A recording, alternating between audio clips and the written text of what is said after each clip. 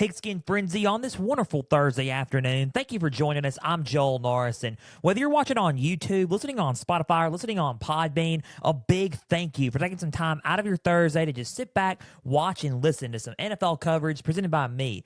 Now, if you're watching on YouTube, please subscribe to the channel, like each episode, and leave comments down below. Spotify and Podbean, if you're listening on there, share around with others, and follow on there as well. We have X, Instagram, and Facebook. All you got to do is type in Pigskin Frenzy, follow and like the pages there. You'll get episode updates, news, and highlights from across college and NFL football. You'll get trivia questions on Instagram stories. Go and answer today's, as well as all things up to date for Pigskin Frenzy. NFL day today. Good college episode, I felt like, this past Tuesday. Go and listen to that one. I felt like that was pretty fun. Talked about week 4. We talked about some of the big matchups there, and college football this weekend. Week 5 is upon us. Now we're entering week 4 of the NFL season. Week 3, a lot happened. In Denver. Wow. And we're going to get to that in a minute later on in the episode. KC, stuff's happening down there. We, had a little bit of a, fun, sighting. 12-time award winner, Grammy Award winner Taylor Swift was, seen, with a particular mom, Donna Kelsey, and watching a certain player, Travis Kelsey, in the skybox suite at Arrowhead Stadium. No big deal, relationship noise happening, in Arrowhead, but the Chiefs got the win over the Chicago Bears in a 41-10 win. There was a lot of stuff that happened this past weekend, and we're going to break down some of the top matchups and recap some stuff going on in the NFL, as well as look ahead to week 4 of NFL matchups and some of the top NFL matchups. Subscribe to the channel on YouTube, ladies and gentlemen. Like each episode, comments down below, follow once more on Spotify, Podbean, share around with others, and follow on X and Instagram and Facebook for all things up to date for Pigskin Frenzy. Let's kick off with our Week 3 recap, shall we? I kind of give you a little overview of what happened, with love in the air, Travis Kelsey and, Chiefs tight end Travis Kelsey and 12-time Grammy Award winning artist Taylor Swift, a lot of people have said, and shout out to my girlfriend for this, is the best streaming artist in the world, the best artist in the world, her opinion, not mine. I'm not slandering or hating. I'm just saying for a fact, hey, it's just, she told me to shout her out. I'm just shouting that out. Anyway, they're dating, love in the air. It's great. It's awesome. And not only that, the Chiefs got the win, so it motivated, for all the quote-unquote Swifties out there, the Chiefs got the win over the Chicago Bears. The Miami Dolphins look solid. That's what we also proved. They played a wonderful game against the Denver Broncos. In quote, on ESPN, Shannon Sharp went on a rantabout on First Take. Go and watch that on YouTube or on social media everywhere. It was rough. That was a rough game for the Denver Broncos. Where do we go from here? I don't know exactly where we go from here with the Denver Broncos. I mean, the Miami Dolphins look good. I've been saying that all offseason, and we're gonna get into that in our Week 4 preview and predictions. But the Broncos, I don't know where to go from here. They're 0-3. Sean Payton 0-3 in his first 3 games as Denver head coach. Russell Wilson not playing like the candidate of the MVP that he used to, and the type of a top performer in the NFL like we're used to seeing. So it's different looking at the Denver Broncos right now, especially after a high momentum hire, getting Sean Payton there to coach his team. So it's looking like, not on the good end and not on the, we're passing this experiment, kind of thing. So we're just going to have to see where it goes with the Denver Broncos. Miami looks solid. And, so far, nobody's taken the only 2 teams that have taken a giant leap, or 3 teams, it's looking like it's the 49ers, the Philadelphia Eagles, and the Miami Dolphins is what it's looking like currently. So with that being said, let's get into our Week 3 recap, shall we? Let's talk about Thursday Night Football. Prime, Kirk Herbstreit was calling the game with Al Michaels. 49ers and the San Francisco 49ers and the New York Giants. So I said that the Niners were going to win that game. They did. 49ers 30, Giants 12. Final score there. The Niners look good. They look good all around. Defense, offense, special teams, you name it. They look like a solid football team, just like last year. The key is what's going to happen once they rematch the Eagles later this year come November. So we're going to find that out, later in the season. But the Niners look good. They put up 30 points, and in the NFL, it's a proud accomplishment to put up 30-plus points, let alone, a high score of a 50-plus or 70-plus, as I'm teasing what we're about to talk about later in the episode. But 49ers 30, Giants 12. 49ers quarterback Brock Purdy, 25 for 37 with 310 yards and 2 touchdowns. He played like a madman. Christian McCaffrey, also another animal. He played like a madman. 18 carries with 85 yards and a touchdown with 5 receptions with 34 yards. All-purpose yards coming into play there. Deebo Samuel, he was a lethal weapon for this team. 6 receptions with 129 yards and a touchdown. George Kittle, their people's tight end, 7 receptions with 90 yards. And rookie Ronnie Bell out of Michigan, he was replacing wide receiver Brandon Ayuk, who was out nursing a shoulder injury. Speedy recovery, hopefully, and what I'm hearing is that he may be able to be suited back up Sunday. So Ronnie Bell, 2 receptions with 24 yards and a touchdown for Ronnie Bell. Congratulations to him and getting his first NFL touchdown in the regular season against the New York Giants. The offense looked solid. They were clicking on all cylinders. The chemistry was there, and it looked good. They just looked solid. The Niners are a team to be messed with, and they're not a team to be messed with, and they're a team that I would just pay attention to.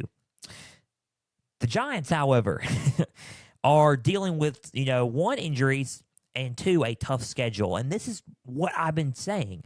This is week 4. They have to, they finally get to go back home and recuperate and play a game that, in their own backyard, right?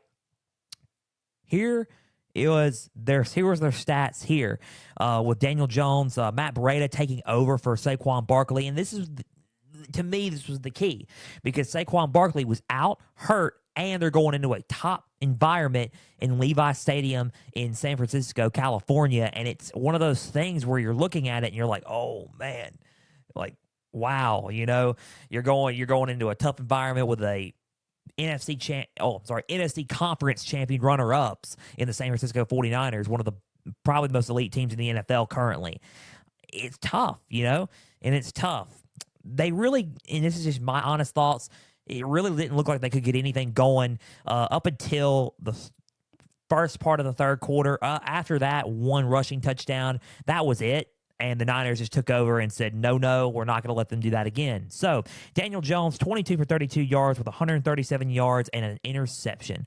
He was 22 for 32 with 137 yards and an interception. Just want to repeat myself there.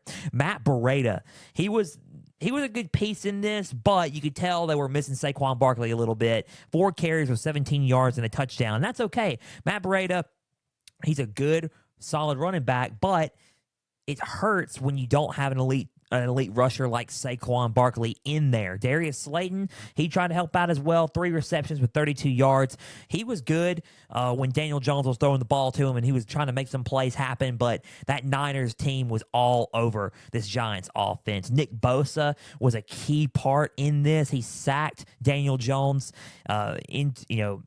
almost that caused a safety, right? So it was one of those games where you look at it and you're like, oh, tough break for the Giants, but they can rebound. They got a home game coming up this Sunday, and the Niners looking to continue and cause some more chaos as they improve to 4-0. So final score 30-12. The 49ers rout the Giants. Now the Niners, as I pull up their schedule, have the Cardinals this Sunday afternoon. The Giants have the Seahawks on Monday Night Football at home. Good for them. They'll try to have a good rebound there, and we'll see what happens, in week 4 between these two teams. Final score again, 30-12. Niners win it. They look solid.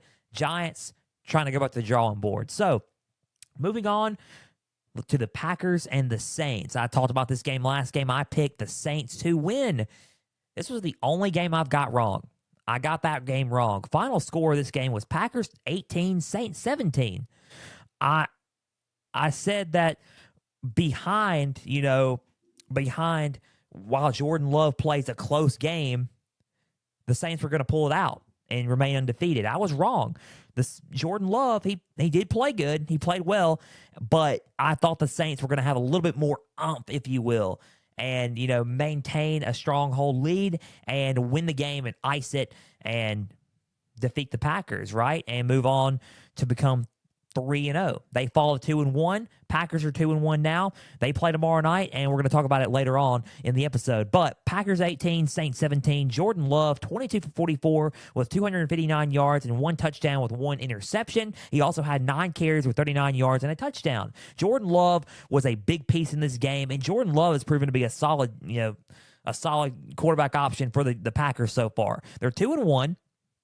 They lost to the Falcons. They beat the Bears, and they've beaten the Saints so far. They've had 2 good wins and, a tough, close loss. Jordan Love is not playing like he's, it's trying to, time to, put the backup in or try to, he's playing like he wants the job, and he's playing like he wants this team to win, and he's playing like a leader for this team. He really is.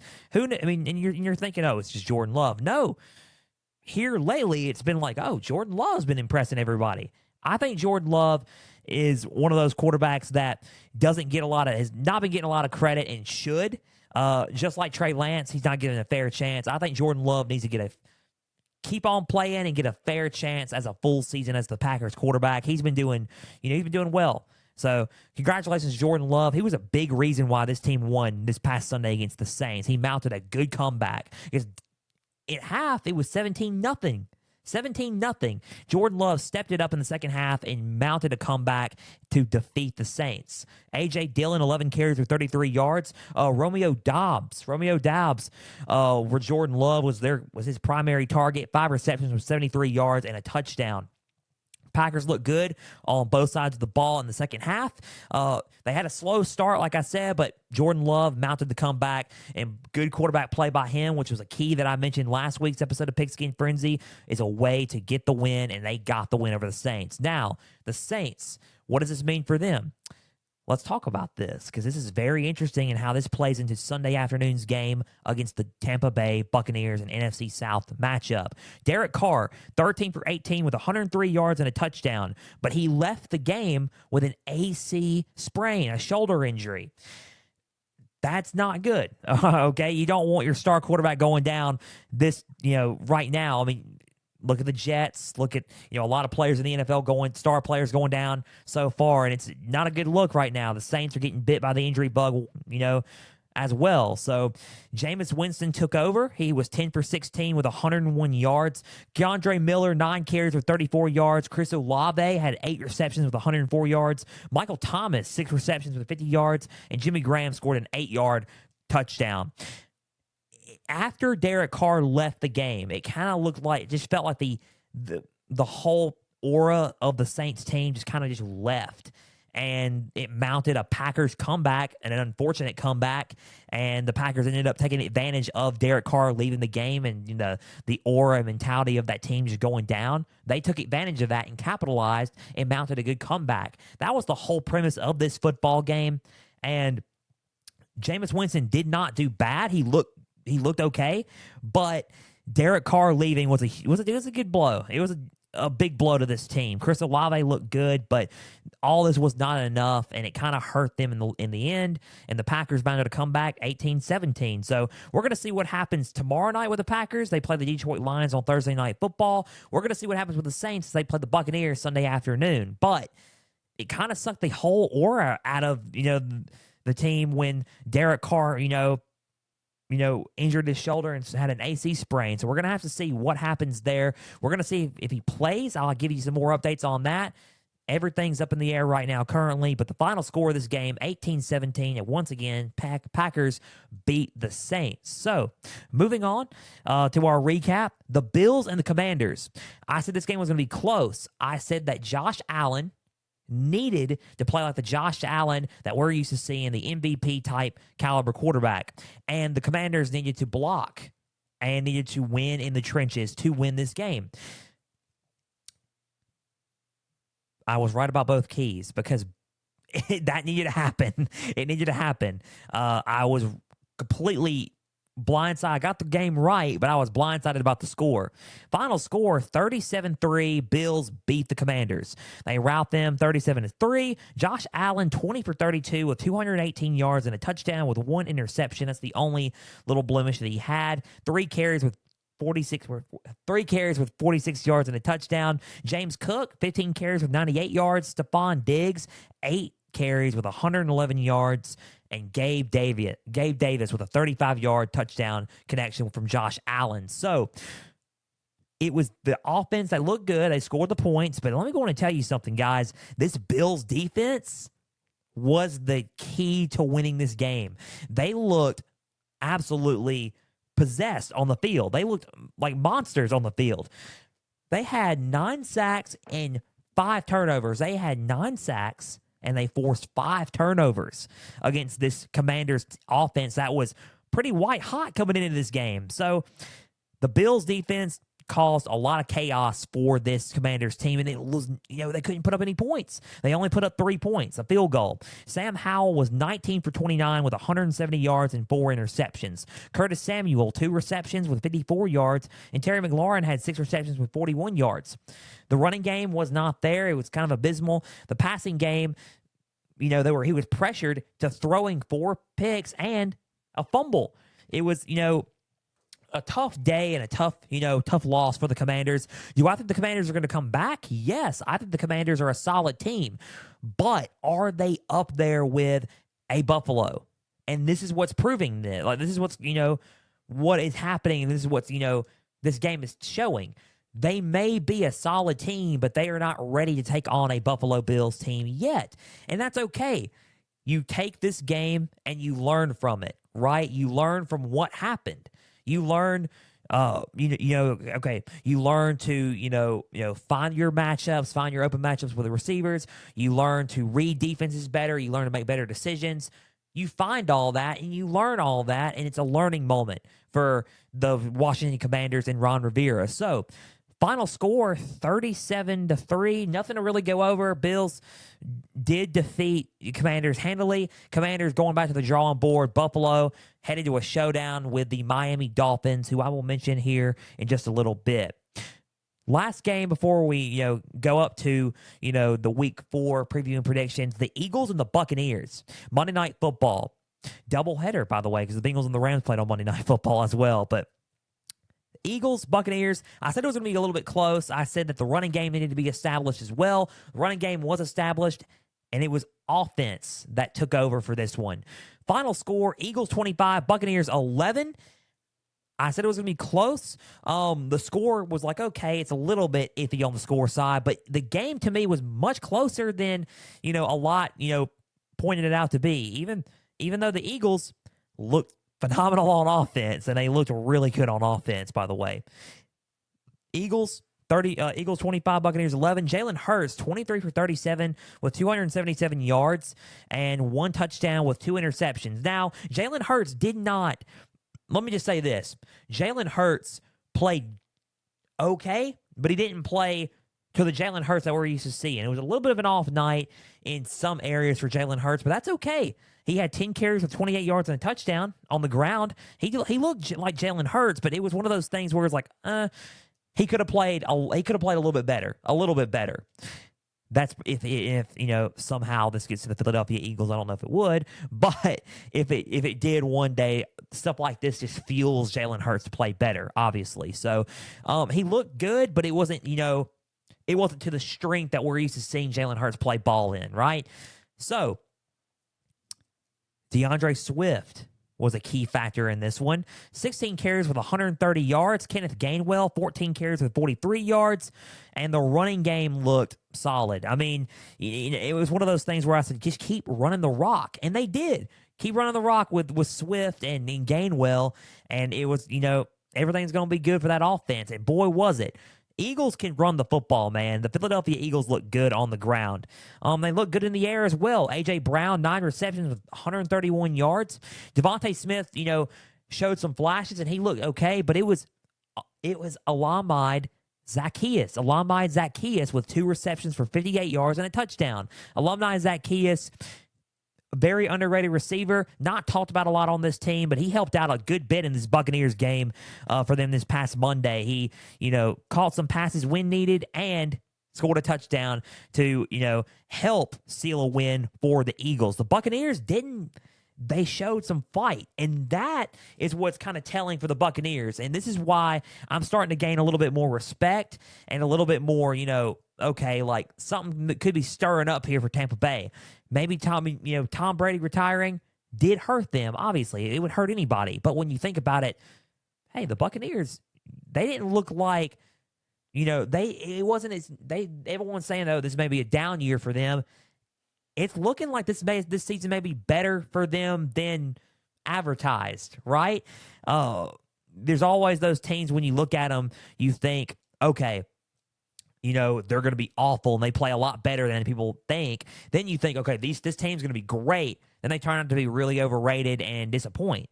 Buccaneers look like a team that could probably, rise to and exceed expectations, right? Baker Mayfield, 15 for 25 with 146 yards and a touchdown. He threw 1 pick. That was really one of the only blemishes he had. Rashad White, their running back, 14 carries with 38 yards. Mike Evans, who this may be his last season in Tampa Bay, I would think highly of that, and I would try to, try your absolute best to work out a deal to keep him and make him a Buccaneer for life. 5 receptions with 60 yards and a touchdown. That only touchdown that Baker Mayfield threw was to Mike Evans. Solid receiver, solid part of that game plan, and the Buccaneers just look good. They do look good, and they may contend in the NFC South. That South is a little tight right now. You got the Falcons doing well. You got the Buccaneers doing well, and you got the Saints doing well. Panthers still trying to find their footing with Bryce Young, and he's on track to play Sunday, by the way. He hurt his ankle and he was out this past Sunday against the Seahawks. He is on track to play against the Vikings this Sunday after missing the game with an ankle injury. So I posted that on Twitter as well. The South is a little tight right now, but we're going to see who stands out, right? We're going to see who rises to expectations, and we're going to see what happens here. Final score, Eagles 25, Buccaneers 11. 2 good teams. Buccaneers are good, but it's like I said with the Commanders and the Bills. It's one of those things where you're good, but you're not at right now where the Eagles are, and that's okay. Learn from it and you compete. Learn from it, keep competing, and that's how you're going to get better and to be amongst the elite in the NFL. Buccaneers, I'm kind of sold on the Buccaneers a little bit. I'm kind of high on the Buccaneers currently. So Eagles 25, Buccaneers 11. Eagles improve to 3-0. And by the way, I was going to mention the offense. They put up 472 total yards of offense in this game. They look solid on offense, and they still are probably the top team to beat in the NFC currently. Second behind them, you guessed it, the San Francisco 49ers. So that was our Week 3 recap for the NFL. We're going to move on and preview and predict the Week 4 games here for the NFL, the top matchups here. So, Week 3, eventful, had a lot of stuff happen, a lot of games happened, and now we're going to dive deep into Week 4. So, let's go with our Thursday night football game, as always, right? Lions at Packers, and there's been some good games coming on for Thursday night football on Prime. This is one of them. It's an NFC North showdown currently. Lions at Packers, and it's in Green Bay. Al Michaels, Kirk Herbstreit on the call for this one, obviously. If you have Prime, Amazon Prime, go and watch this. So, Lions at Packers, and here are the keys. And it's pretty simple keys. You're going to think, okay, this is basic football 101. But just bear with me. Packers O-line versus the Lions defensive line. Who wins in the trenches? And you got guys like Aiden Hutchinson, and you got guys who can disrupt the O-line and cause problems for Jordan Love. And that's a big thing for me right now, because Aiden Hutchinson is playing like a madman right now. Who wins in the trenches? Packers O-line versus the Lions defensive line. Packers O-line is notoriously known for being, pretty solid and and usually wins in the trenches in a lot of their matchups. But this Lions defensive line looks pretty good. So the Lions front seven versus the O-line for the Green Bay Packers, that's a key to who wins in the trenches here. And second of basic football 101, who plays better at quarterback between Jared Goff and Jordan Love? You're like, this is football 101, dude, really? But it is. I mean, who plays better? That's what we're going to find out, and that's what we need to find out in order for these two teams to win. Who wins in the trenches between the O-line and the defensive line, Packers O-line or Lions defensive line, and who plays better, Jordan Love or Jared Goff? Because those are the keys for each team to win, this game tomorrow night. Who wins the game tomorrow night, by the way? Thanks for asking, followers and listeners of Pigskin Frenzy. I have the Lions winning this one. Close. I think the Lions defensive line looks solid. I think Jared Goff is in a rhythm right now. They're kind of shaking that Seahawks loss off. They look good. They looked okay. I think the Lions are going to, rise to the occasion, improve to, 3-1, and get the win over the Packers. Packers 2-2, 3-1 Lions. They have a leap and an edge in the NFC North race currently. Lions, let's go with this. Let's go with this score. Lions 35, Packers 24. You're thinking, wow, what a score. Yeah, I think it's going to be one of those. I think the Lions are going to, it's going to be close at the start of the fourth, and then the Lions run away with it and end up winning this game. 35-24, final score for Detroit. They win, and, the Packers go back to the drawing board at 2-2. Next game up, Buccaneers at Saints Sunday afternoon, 1 Eastern, and it's going to look, this is an NFC South matchup that is pretty underrated, I would say. I would say tune into this one because I think it's going to be a pretty good game. Buccaneers at Saints. Keys to the game. Running back Alvin Kamara is back. He's back from his 3-game suspension, and he's going to try to cause some threats in the running game. Now, that's the key to the game. He comes back with a vengeance in the running game. He causes chaos, and he helps this Saints offensive, offensive line. He helps the Saints offense find a spark, right? Alvin Kamara comes back with a vengeance in the running game, and he helps out Keandre Miller and, guys, who, pick it up a little bit, right? Just pick up everything. Now, Alvin Kamara comes back with a vengeance in the running game. Another key for the Saints. Will Derek Carr play? That's one big one. Will he play, or will Jameis Winston start? AC shoulder sprains are kind of hard to deal with and kind of hard to play through. It's one of those things where you're going to have to find some sort of rest and mobility and, try to, make that shoulder feel better, right? So will Derek Carr play? I'll have updates on that for, across Pigskin Frenzy on X, and I will give y'all, some clarity on that, as well. So, will Derek Carr play? Only one key, really, for the Buccaneers. This defense needs to cause some chaos. I think cause some chaos behind Baker Mayfield playing like a madman, obviously, but Buccaneers need to cause some chaos on defense and, just kind of disrupt the offensive line, just disrupt some plays. And if Derek Carr is not playing, even if he is playing with a hurt shoulder, if he's not playing, I would probably just, look at Jameis Winston and try to make him, make some mistakes, right? Cause some chaos. Cause some chaos in the line, cause some chaos to Jameis Winston, cause some turnovers, and have him make some crucial mistakes. Who do I have winning this game? I have the Buccaneers winning this game, honestly. Why not? Let's take the Buccaneers. Buccaneers, they are 2-1, right? Saints 2-1. They're about to be 3-1. Saints are going to be 2-2. I think the Buccaneers win. They win a close one, though. It's going to be close, but I got the Buccaneers upsetting the Saints. They go into New Orleans and beat them 38-31. 38 Buccaneers, 31 Saints, and A lot closer than everybody thinks. Kind of a little bit of a high-scoring game, but the Bucs win it 38-31 with a good late defensive stand from Tampa Bay. They end up going and they win 38-31. Buccaneers win that one.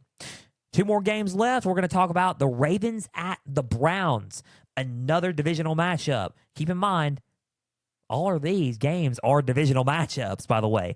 Ravens at Browns. So, Baltimore at Cleveland. Keys to this game. Browns defense finds a way to contain Lamar Jackson. That's for the Browns. Finds a way to slow him down. Finds a way to, not. Let's just say this. Let me just reword this, I guess. There's really no way to slow down Lamar Jackson, but if you find ways to contain him and be like, make him not do certain stuff, that's your ticket to try to win the football game against this Ravens offense. So the Browns defense finds a way to contain Lamar Jackson. On the flip side, here's the Ravens key. Their defense forces Deshaun Watson into making crucial mistakes and errors. I think if the defense for the Ravens causes Deshaun Watson to, kind of fumble a little bit, then, all for it, right? All for it and cause some chaos and make him, enforce him into some crucial errors. So, Browns defense plays well. Ravens defense plays well. Who do I have winning this one? I think it's a low-scoring affair. I don't think it's going to be a very high-scoring one. I think it's going to be more of a defensive-minded, battle between these two. I like Baltimore beating the Browns personally, and I like them beating them with a score of 21-17. Ravens 21, Browns 17. They move to 3-0. I'm sorry, 4-0. They moved to 4-0. Ravens moved to 4-0, and the Browns moved to 2-2. So, 4-0 Ravens, 4-0 Ravens, Browns 2-2. So, Ravens 21, Browns 17. Last game that we're going to pick here on Pigskin Frenzy to conclude today's episode of Pigskin Frenzy, Dolphins at Bills. Dolphins at Bills, and why you're thinking, okay, why are you picking the Dolphins and the Bills? And you talk about them enough, but let me just think about it for a second. What these two teams did last week, why am I not going to pick this game? It's an AFC East showdown, and it's one of the best, probably one of the best matchups on NFL this weekend. I would tune into it. Dolphins at Bills. Dolphins are 3-0. Bills are 2-1. So going into Buffalo, going into Orchard Park, New York. Here are the keys, and it's pretty simple. The Bills have to have a perfectly planned defensive game plan, just like they did against Washington. They have to play perfectly on defense in all aspects. Run game, pass protection, everything. Secondary, linebackers, front seven, all areas, all position groups must play well against this team. Because what the Miami Dolphins did to the Denver Broncos is, in the modern era of football, of professional football leagues, kind of unheard of. 70 points in an NFL game, 70-20 against the Denver Broncos, and it was at Denver. Miami's offense is the best in the league. I said that last week. I said, okay, guys, why am I so high on them? It's because of stuff like this. 70-20. Dolphins 3-0, undefeated. Tua looking solid. The receivers looking solid, and Raheem Mostert looking solid. Speaking of Raheem Mostert, the key to this game is keep feeding Raheem Mostert, their running back. He got 4 touchdowns on the ground in this game against the Denver Broncos. It was with 8 minutes in the fourth quarter, and they were up 70 points. And majority of it was because of Raheem Mostert. Solid back, receiver, as a receiving back, as a running back, you name it. Raheem Mostert's one of the most underrated talents right now in the NFL. A heck of a fantasy pickup if you want to play, you're playing fantasy football and trying to pick him up. I would take him. He's a solid back. Dolphins look solid on offense. I think it's going to be one of those things where they're not going to put up 70 points Sunday because the Bills' defense is pretty solid. But who do I have winning? The Dolphins win it. Why not? The Dolphins win it. 4-0. They move and beat the Bills, and they claim first place currently in the AFC East. Dolphins 4-0. They beat the Bills, and it's going to be a closer one. I think it's going to be Dolphins 35, Bills 28, and they defeat them and the Bills go to they're 2-1. They go to 2-2, and the Dolphins go to 4-0. Dolphins look solid, man. I'm not gonna lie. That the playoffs were today, you claim that number 1 seed and you throw those ones up in the air for the Dolphins, they look like they get the first round bye if the playoffs were today. Dolphins win 35-28 against the Bills in Orchard Park, New York.